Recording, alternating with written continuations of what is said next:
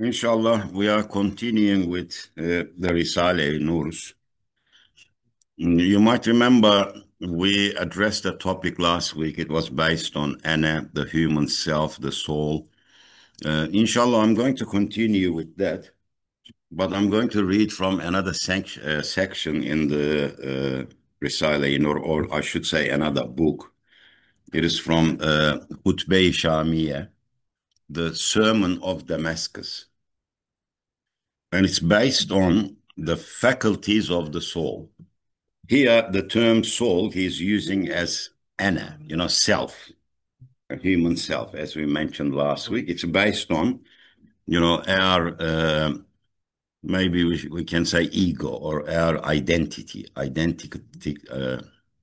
deep self, maybe I should say, because it is related to the soul as well, because our soul is who we are. So maybe that's why they use the term soul in the translation. So inshallah, I'll begin. Bismillahirrahmanirrahim. Rabbi shrah li sadri ve yessir li emri ve hlul uqdatan min lisani yafqahu qawli wa ufawwidu amri ila Allah inna Allaha basirun bin ibad. The three foundational faculties in the human soul, in the human self. So this is a very interesting section. In his Sermon of Damascus, Bediüzzaman Said Nursi draws upon deep tradition of Islamic moral psychology and identifies three fundamental powers, or we can use the term faculties, which in Arabic term, he uses the term quwwa. Three powers, three faculties that human beings, human nafs has. And Allah blessed us with these faculties for certain purposes. They have been divinely embedded in the human soul. As you know, soul, what we call ruh, is quite a unique thing. We do not have much knowledge about the ruh. That's what the Quran says. Because they asked the question to Noble Prophet ﷺ. He did not answer it. He said, I'll answer you tomorrow to the mushriks. And because he said that, he gave a certain time. As you know, Wahi stopped coming for a certain period of time. Because, and then Wahi came down, and Allah subhanahu wa ta'ala said, don't say I will do this, but say inshallah. So I can't remember the exact period of time, but it was 2 or 3 weeks Wahi cut. It didn't, come anymore just because of that. So we can never speak with certainty. And the Noble Prophet ﷺ waited for the Wahi, for the answer to that question. What is ruh? What is, spirit, the soul? As you know, the verse said, Kuli ruhu min amri rabbi. It is a command from your Lord. That is why when we talk about the soul, we say it is from alemi emr, from the realm of commandments. But when we talk about other things, that exists in the universe, we say they come from alemi khalq, the realm of creation. But when we speak about the soul, we say alemi amr, commandment, because the ruh does not have a physical body. It is a metaphysical thing, and the Quran says not much information has been given to you about it. So in this section of Hutbe-i Şamiye, Bediüzzaman Said Nursi says that there are three major powers or faculties that Allah subhanahu wa ta'ala embedded within the human soul. And they are the faculty of rationality or intellect. It is called al-quwwa al-aqliyya, the faculty of intellect. The other one is faculty of anger or wrath, which is called al-quwwa al-ghadabiyya, the power of ghadabiyya, the power of anger.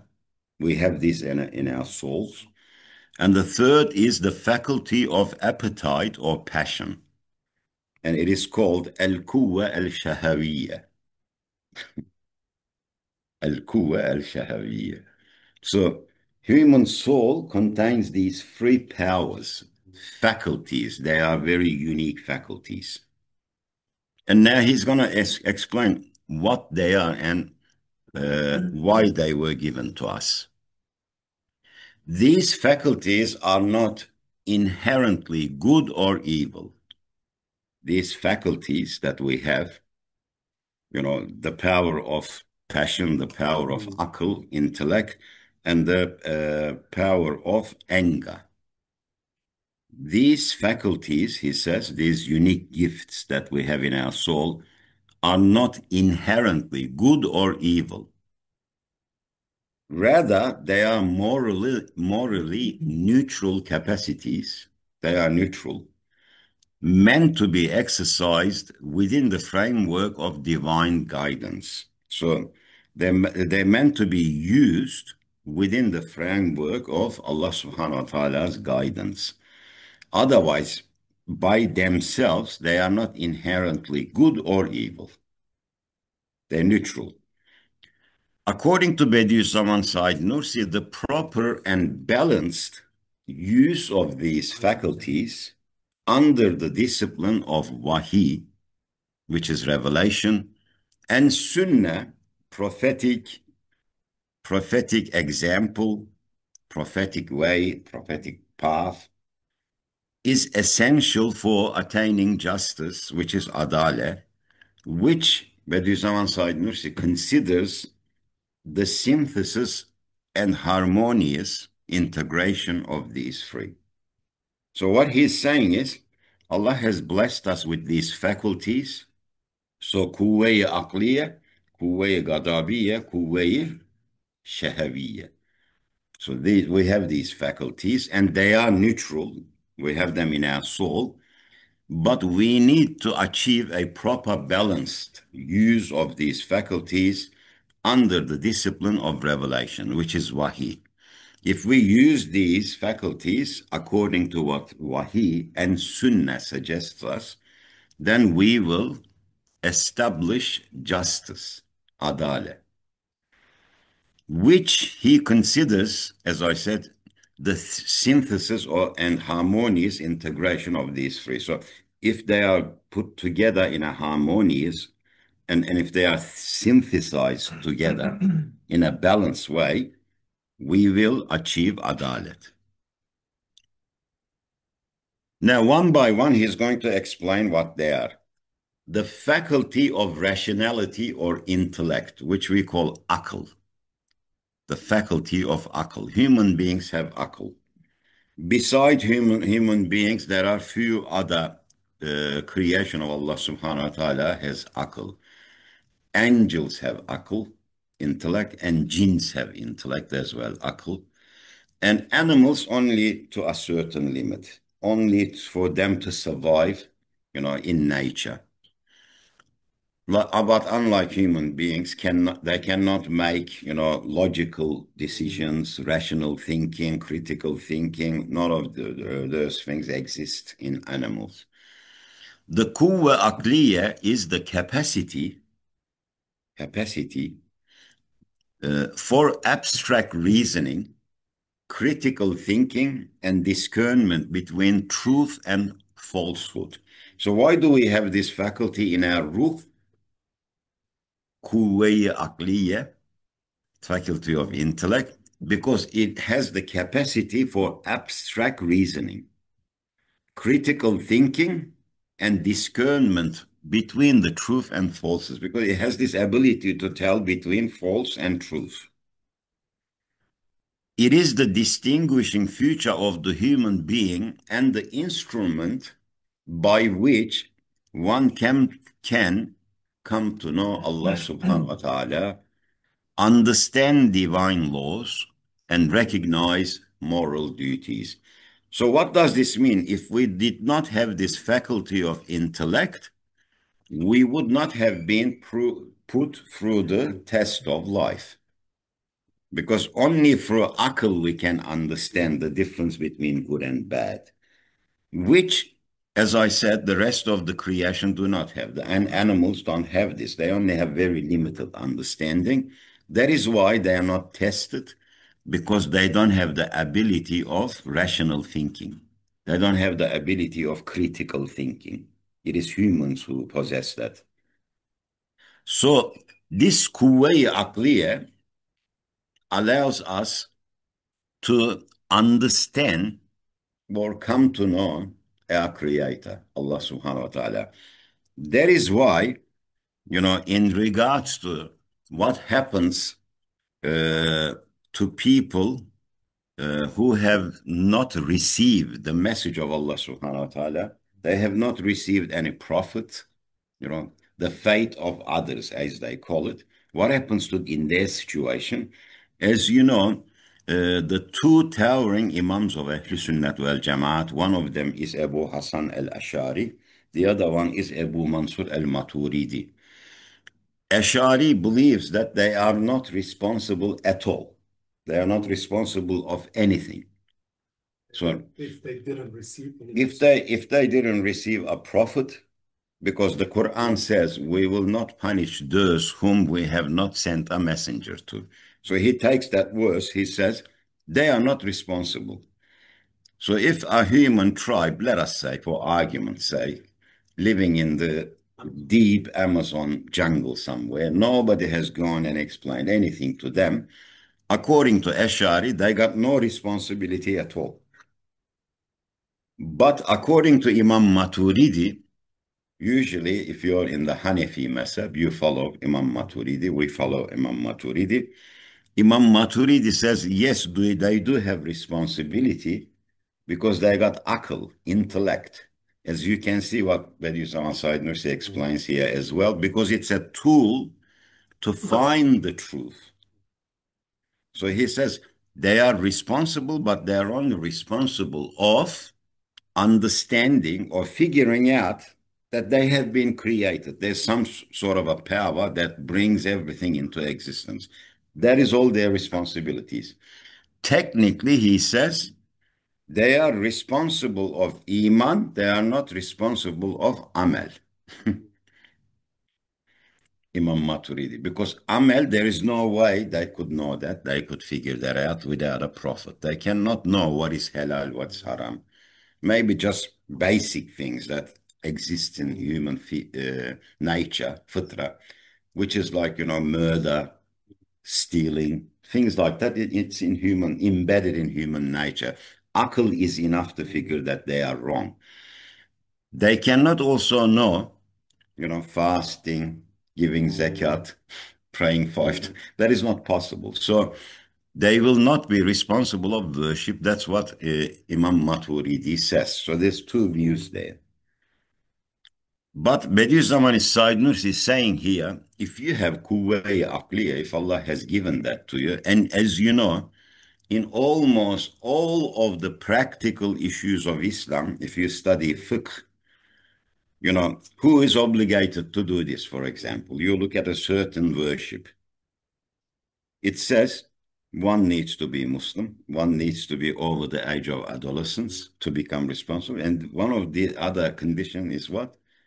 Of sound mind. So one needs to have sanity.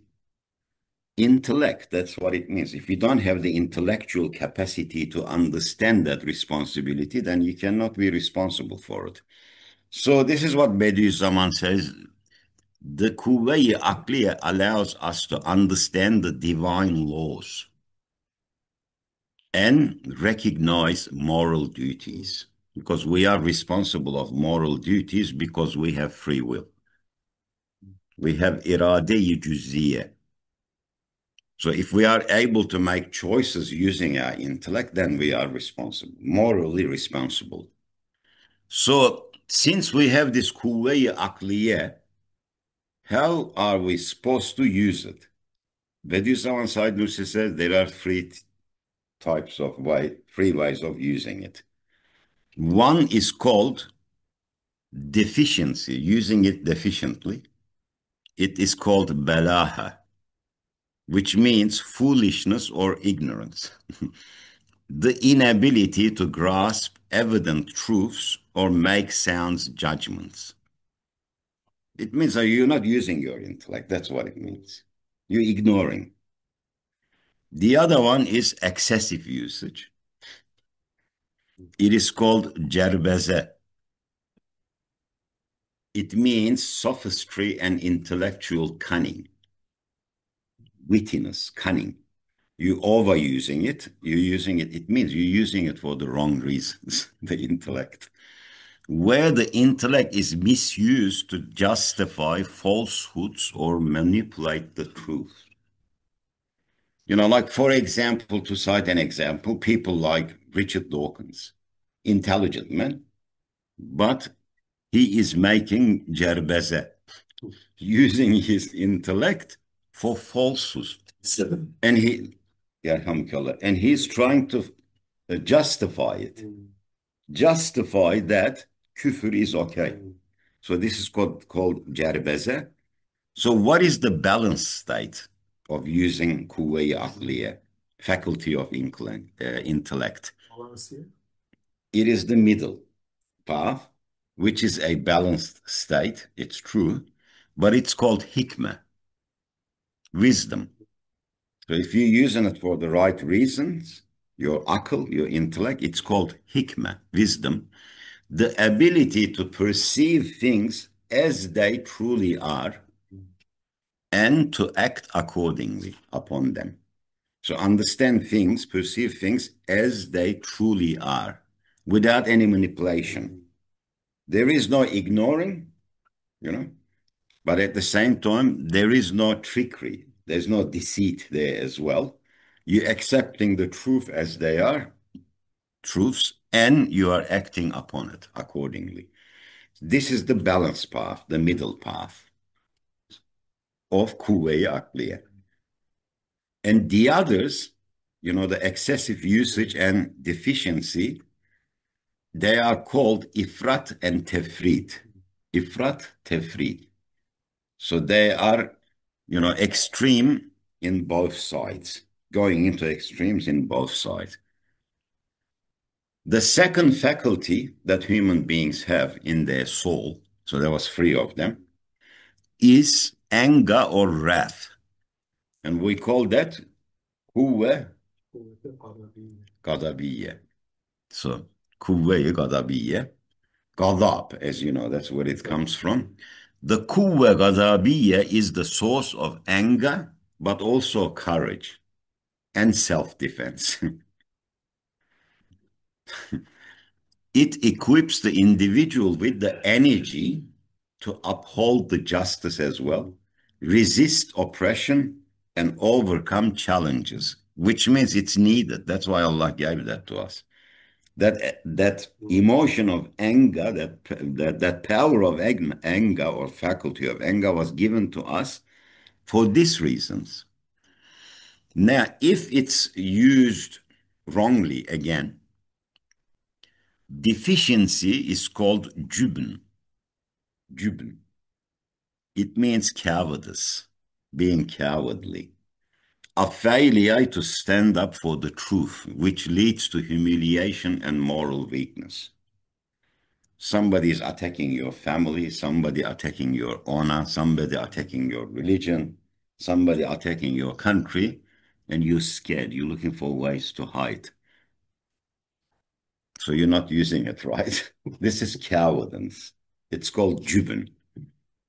Excessive usage. What is excessive usage? It's called tughyan or zulüm. Excessive usage. Again, this is ifrat. The other one was tefrit. It is called in English aggression or tyranny, resulting in violence, injustice, or oppression, because you're using that faculty for the wrong reasons. In fact, people like that, even when they're on the street walking around, they look for fights. They look for conflicts, you know. What are you looking at, you know? Or there is a conflict somewhere which they shouldn't be involved in. They go and start getting involved in it. And this type of aggression or tyranny, it will result in violence, also injustice and oppression. And people who have this in the excessive way, they will become tyrants. Zalims, they will become zalims. Maybe because it's connected.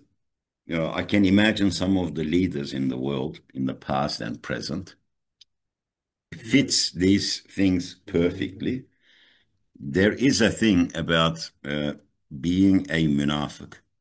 The noble Prophet ﷺ talks about 3 features of a munafiq, 3 features. But in some hadiths, the 4th one is added as well, 4 of them. One of them, he says, when he speaks, he lies. Features of munafiq. When he gives his word, he doesn't keep it. When he gives his word.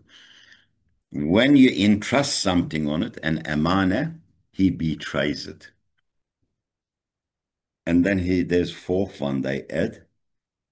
When they go into hostility, when there's animosity against you, they go to extremes. They don't know how to draw a boundary of adalet. They go into extremes.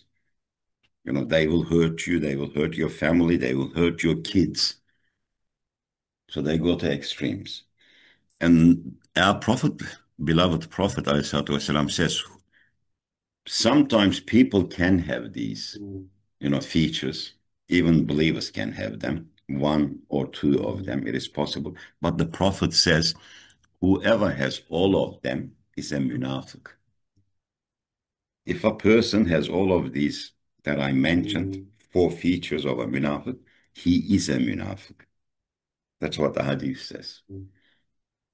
So anger is included in that because they are using their anger, we call it tughyan or zulm, aggressively, and they are doing tyranny. So the right way to use it now, again, balanced way. So we have to always make sure that these qualities or these faculties in our soul should be used in the middle path. And it's called shajaat.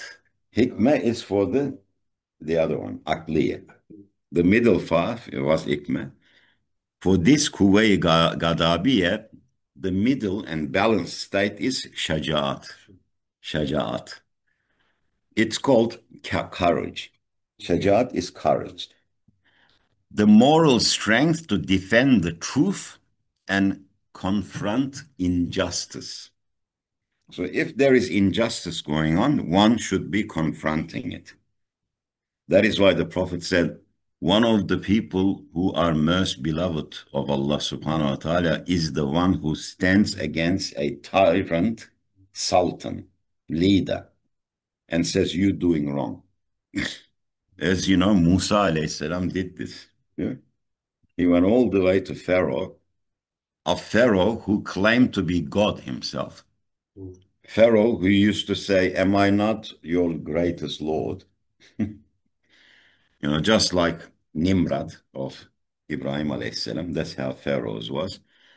They would kill someone, one of their servants, and then they would forgive the other one, and they would say, they say, there you go, I am God. Look, I took life and I gave life. So much arrogance, yeah?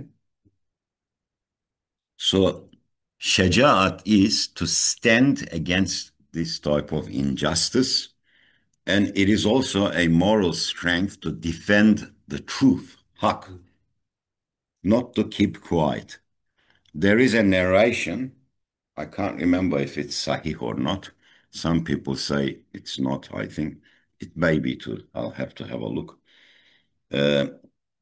One who keeps quiet, when there's injustice, they are like the tongue of shaitan. They are like the tongues of shaitan. So shajat is a courage to stand against injustice, promote adalet, justice, and it is a moral strength to defend the truth. So when we look at the kuwai gadabiye, the middle path is shajat. It means when it's necessary, you become like a lion. like a lion roaring. When it's not necessary, you are humble and quiet. But the deficiency is you're always scared. Everyone, you're afraid of everything. Even when there's great injustice, you don't say nothing, so nothing happens to you. That is unacceptable in Islam. You have to follow the middle path with this emotion as well. The third faculty is appetite or passion. We call it shahwat. And it's called kuvve-i şeheviyye.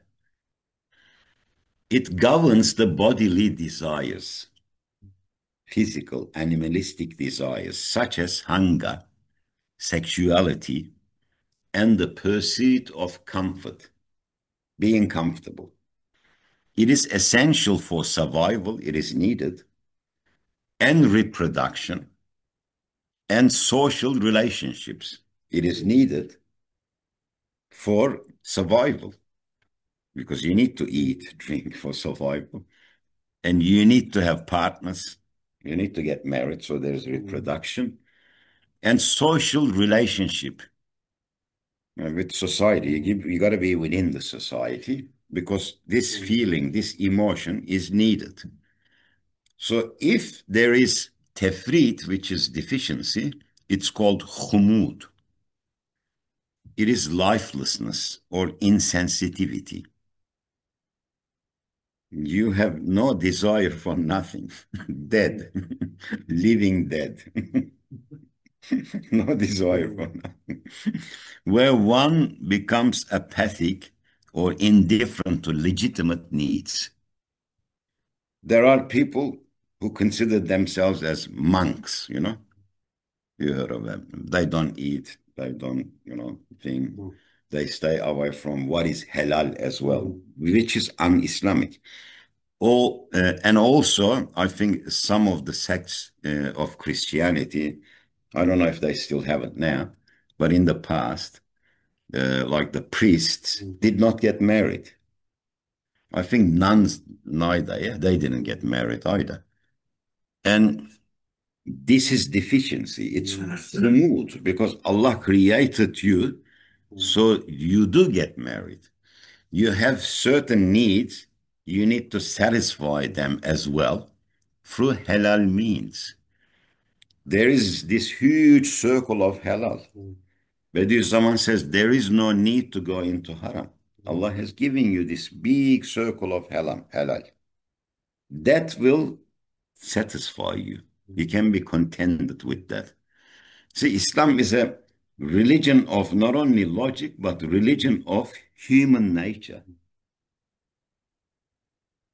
So staying away from all of these things completely is considered as khumud. If it's excessively used, which is ifrat, it is called fujur. Fujur is immorality or indulgence. This is what we see a lot these days. It is characterized by hedonism and disregard for moral boundaries. Everything is, allowed, permitted. You can do that. You can do that. You can go into any type of relationship. These days, as you know, it's getting worse and worse and worse, isn't it, wife? It is getting to a state, I don't know if it's all right to say this, where some people say, Allah created Adam and Eve, not Adam and Steve.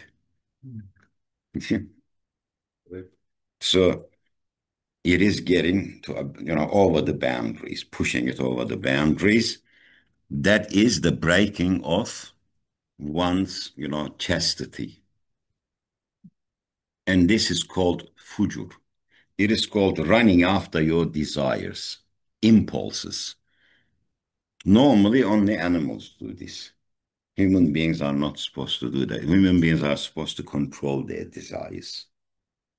They need to check if something is halal or not, permissible or not.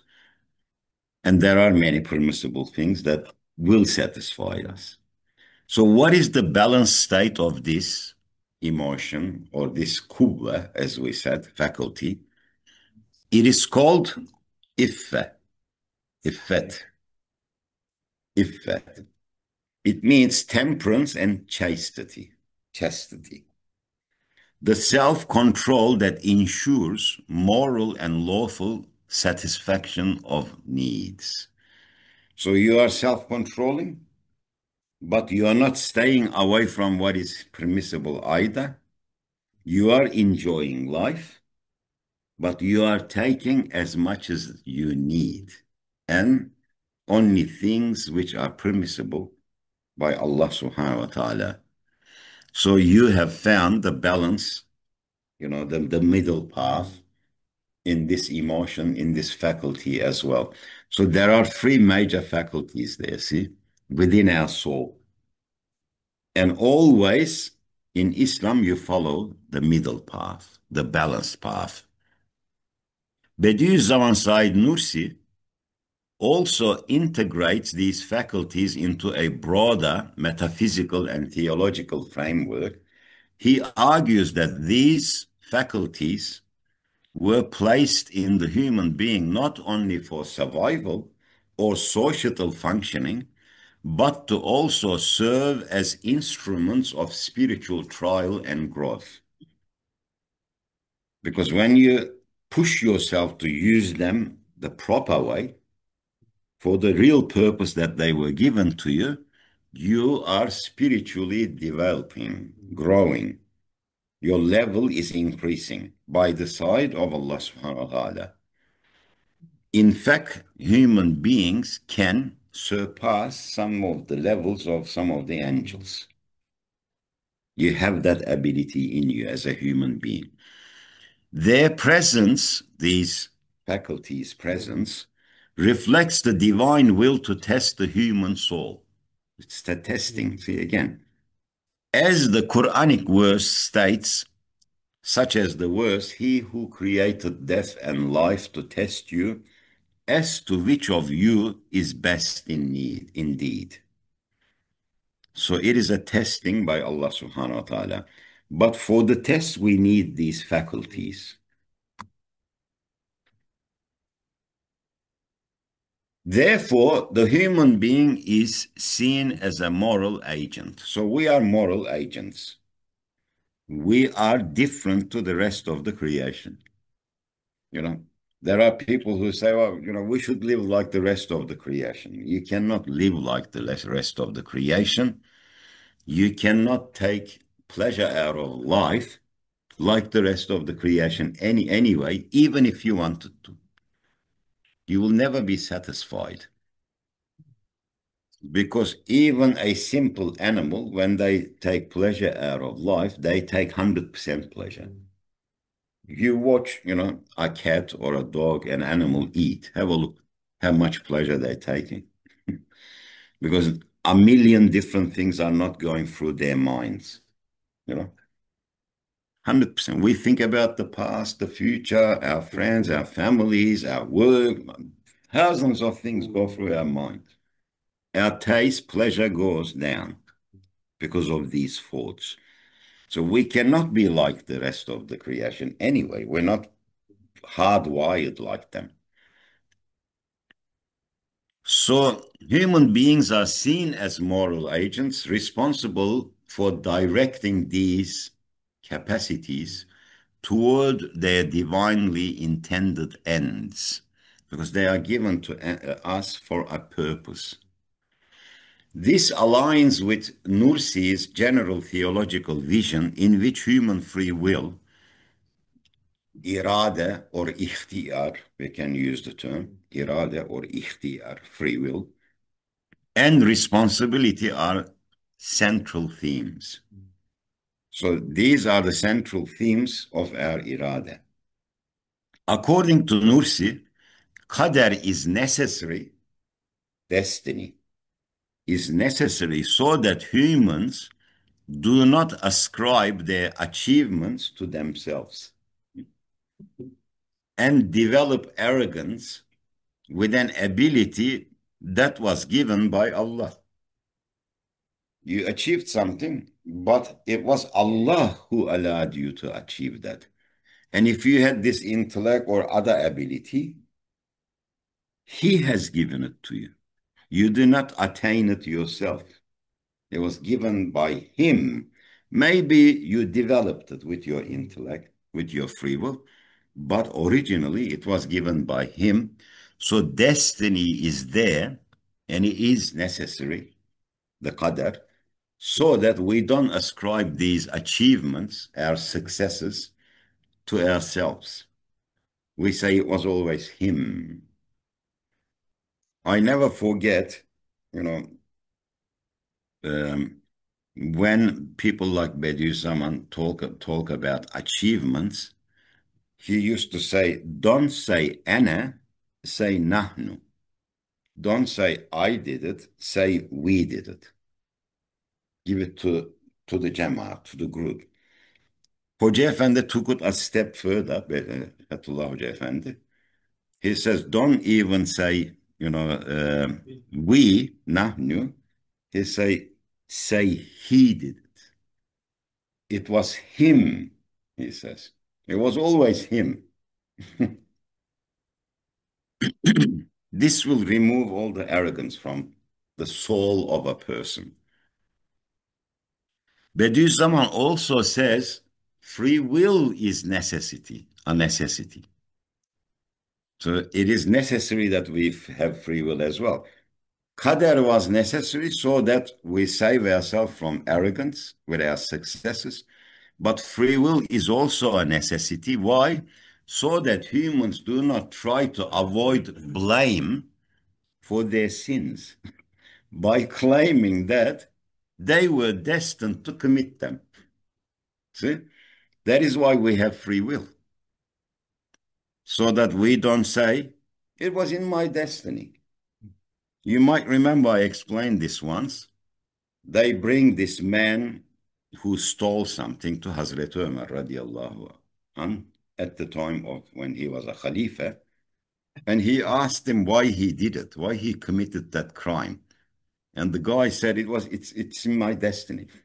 It was in my destiny. And Hazreti Ömer doubled his punishment. He said, why? And Omar said, well, the first one is because of the crime you committed. The other one is blaming Allah for the crime you committed. That's what it means. If you blame Qadar, it means you're blaming Allah. You did it with your own free will. So free will is there, so we don't try to blame destiny for our wrongdoings. But Qadar is there, so we don't brag about our successes. We don't become arrogant. Bediüzzaman Said Nursi's ethical psychology is rooted in the Quranic thought. If you look at it, it's in the Quran. And it is enriched by classical sources. It presents a tripartite model, like a tripod model of the human soul that emphasizes balance, discipline, and divine guidance. So you need to have balance there. You need to have discipline in your life and divine guidance. The three faculties, which we mentioned, rational faculty, intellect, irascible faculty, which is ghadabiye, anger, and appetitive, appetite. Three of them are foundational for understanding human behavior. Probably psychologists, modern psychologists, work on these three things and write volumes and volumes of books. See how he solved them, how to achieve the balance between them. Because they are needed, they are foundational emotions or faculties for understanding human behavior and spiritual development, and they are the path to true justice if you use them correctly. When guided by revelation, wahi, the Quran, they serve as tools for virtue and proximity to Allah, closeness to Allah, if you use them correctly. I'm almost there. When they left unchecked, they become sources of corruption and imbalance if they are used wrong. So going to extremes in using these faculties which were given to us for higher purposes is considered, as I mentioned before, ifrat and tefrit. Ifrat means excess or exaggeration. It is going to an extreme beyond the balance or moderate limit. Tefrit means negligence or deficiency. It is falling short, being too lax or careless.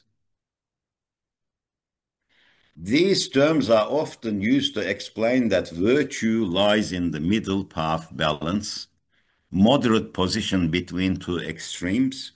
The idea reflects the Quranic emphasis on the ummeten wasatan. The Quran says we are ummeti wasata. You are ummeti wasata, meaning people of the straight path, the middle path, a justly balanced nation. The Quran says it. Baqarah 143. Ummatan wasatan means following the middle path without going into extremes in one's faculties and therefore in their lives as well. And this is defined as Sirat al-Mustaqim, the straight path in, as you know, in Surah Al-Fatiha. Very quickly now, 2 minutes, Surah Al-Fatiha. When we recite the Fatiha in every prayer, we begin with the declaration, praise be to Allah, the Creator, the Lord and the owner of the universe. Alhamdulillahi Rabbil Alameen. Then we acknowledge, that He is the all-merciful, the most merciful, when we say Ar-Rahman Ar-Rahim. Then we declare that He is the owner of the Judgment Day. Maliki Yawmiddin. Malik is the owner, the king, the sultan. Then to concede our weakness and impotence, we say, only you do we worship, and only your help we seek. Yeah, إِيَّاكَ نَعْبُدُ وَإِيَّاكَ نَسْتَعِينُ. And lastly, the following verse is a form of plea for using our faculties without going into extremes. We say, Fatiha, keep us on the straight path. اهدنا الصراط المستقيم. We want to use these faculties the right way. Then we finalize it by pleading to Allah subhanahu wa ta'ala, praying, keep us on the path of those whom you favored, and protect us from wandering away into dalalet, the path of the misguided, which is صراط الذين أنعمت عليهم غير المغضوب عليهم ولا الضالين. This part, some scholars consider that the misguided here, صراط الذين أنعمت عليهم, is referring to Jews and Christians, while other scholars said they are the idol worshippers.